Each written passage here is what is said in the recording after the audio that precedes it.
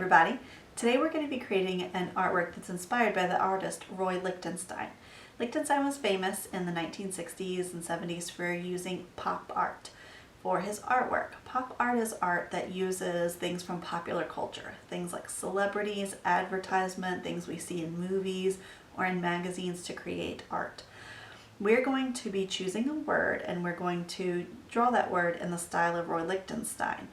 And then we're going to be coloring our word in using a color family. So the supplies that you'll need for this project, you'll need a white piece of paper, a pencil to draw with, and something to color with. So crayons, color pencils, markers, something like that. Gather your supplies. We'll be ready to get started.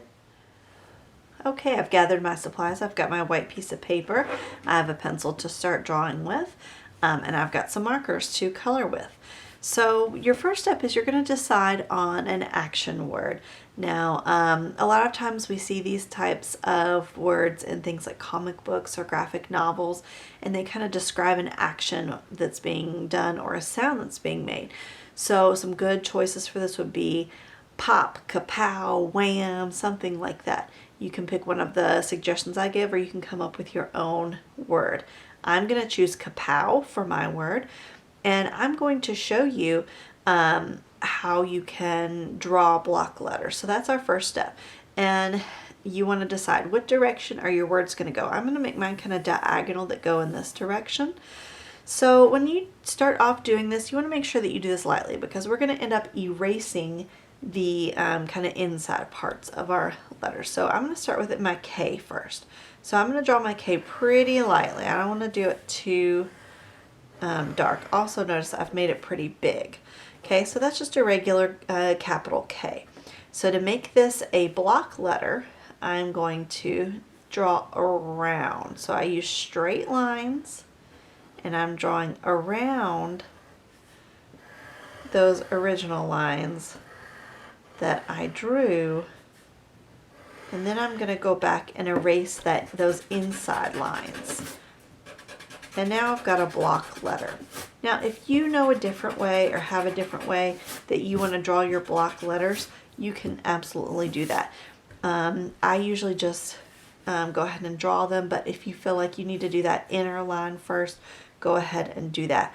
Now, I'm also going to kind of make my letters kind of overlap each other a little bit. And I always like to start with pencil. That way if we make mistakes, we can go back and fix it, especially when we're doing things like letters, because sometimes they don't turn out quite the way we want them to. So I'm going to make my P kind of go a little bit this direction, like that. So notice I've made my letters are kind of overlapping each other, and I'm kind of changing the direction just slightly because I don't want to end up running out of room. So I'm kind of making them turn just a little bit. So I've got my O, and they do not need to be perfect or exact. And then I'm going to do my W is going to go like this.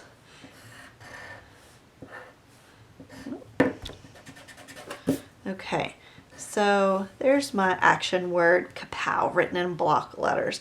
And they're kind of a little bit moving around. It kind of helps show some action as well.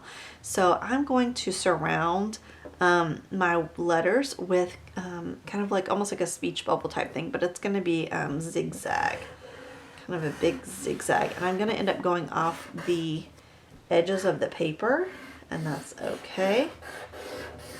I'm going to make it like that. Okay, and then I think I'm going to do one more line around this. So I'm basically just following my zigzag line. It's just going a little bit outside of that, and it's going to go off the edges of the paper as well. And I don't really need to worry about it here, but I will do it in those places. Okay, so there's my action word, my kapow. Now the next step is optional. If you would like, I always like to outline my pencil lines with a Sharpie or a black marker, whatever you have at home, or you could use a black crayon if you don't have any markers, or you can just skip this step and just leave it as just pencil.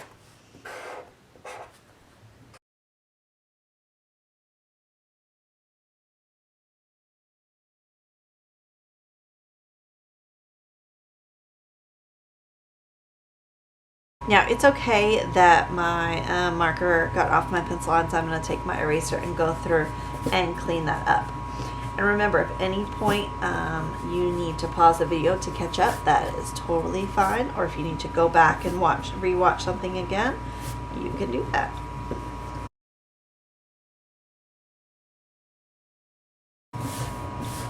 Okay, now I've got my eraser and my erasing done. Now I'm ready to start coloring. Now we want to use really bold, bright colors. And I suggest that you use markers if you have them. If you don't have markers, crayons are totally fine. But markers do have that little bit more vibrant color that kind of goes along with pop art and the colors that were used in pop art.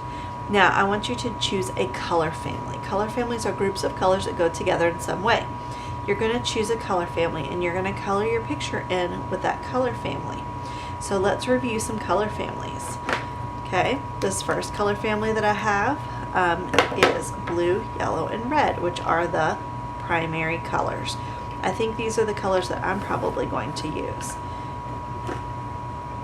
Okay. Purple, orange, and green are the secondary colors. They're the colors you get when you mix two primaries together. Okay, you could also choose red, orange, and yellow. That's the warm color family, remember?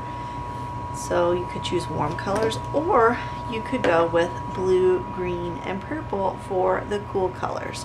You get to pick which color family you would like. I think I'm going to go with the primary colors, red, blue, and yellow on mine. So I'm going to start with yellow, and I'm going to color in my letters with yellow. Now remember, you can use whatever colors you would like. It's your decision and your choice. So don't think that you have to use the exact same colors that I am using.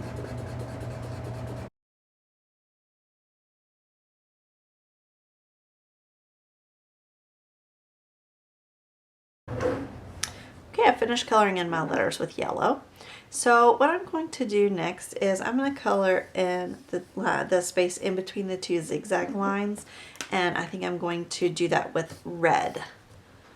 Again, you can use whatever colors you would like on yours.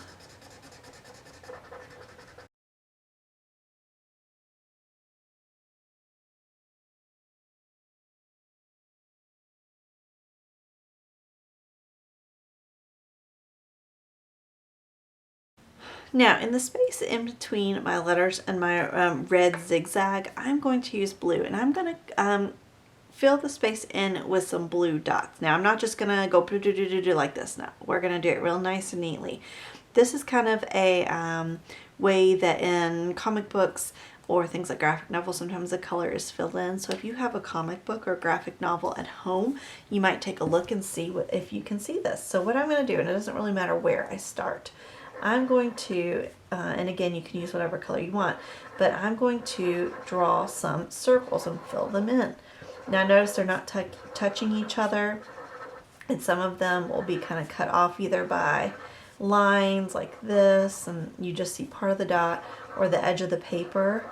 And I'm going to fill in all the space in between my letters and my red zigzag line with this. It does take a little bit of time, but if you take your time and do this really nice and neatly, it's going to look really nice.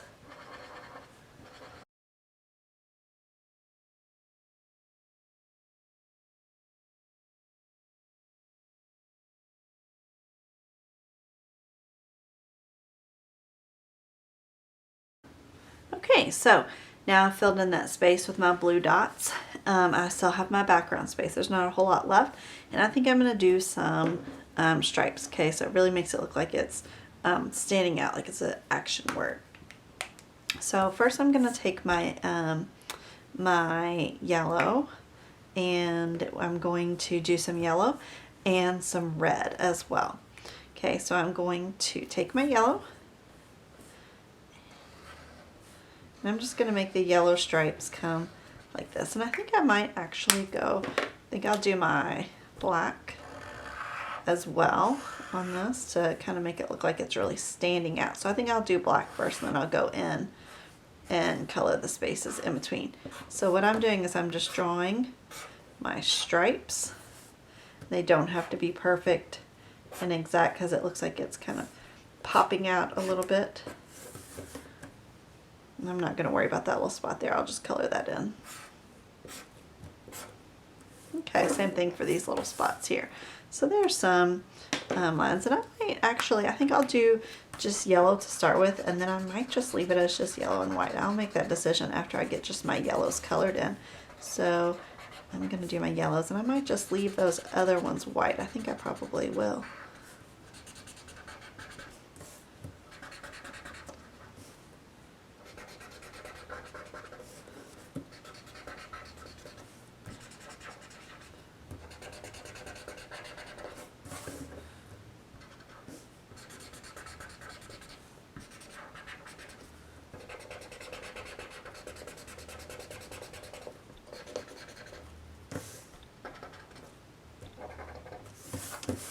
Alright, yes, I like how that looks with it, just doing the yellow and white. I think that looks better than adding red in it as well.